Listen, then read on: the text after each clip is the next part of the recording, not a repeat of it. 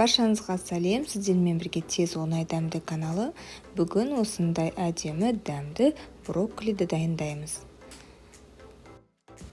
Алдымен бізге қажетті ингредиенттерді дайындап аламыз. Бізге сүт, кішкене ғана 2 жұмыртқа, брокколи және де ұн қажет болады.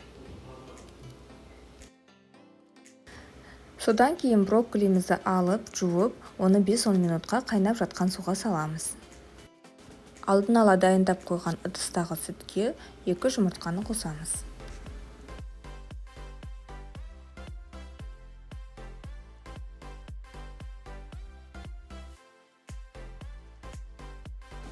Видеода көрсетілгенде кішкене тұз және бұрыш қосып, барлығын араластырамыз.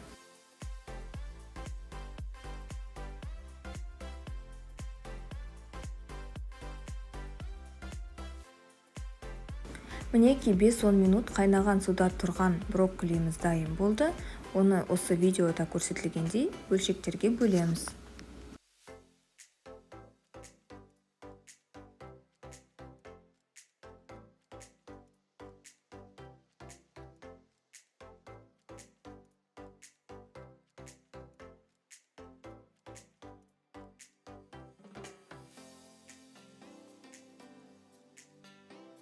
Міне бізде барлығы дайын. Енді брокколидің әрбір бөлшегін сүт пен жұмыртқа қосылған сұйықтыққа батырып, кейін ұнда осылай аунатамыз.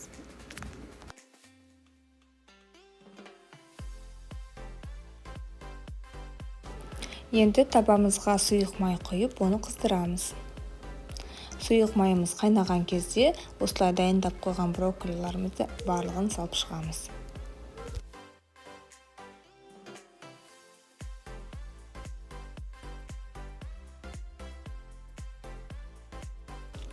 Бір жағы қызарғаннан кейін оны келесі жағына аударамыз.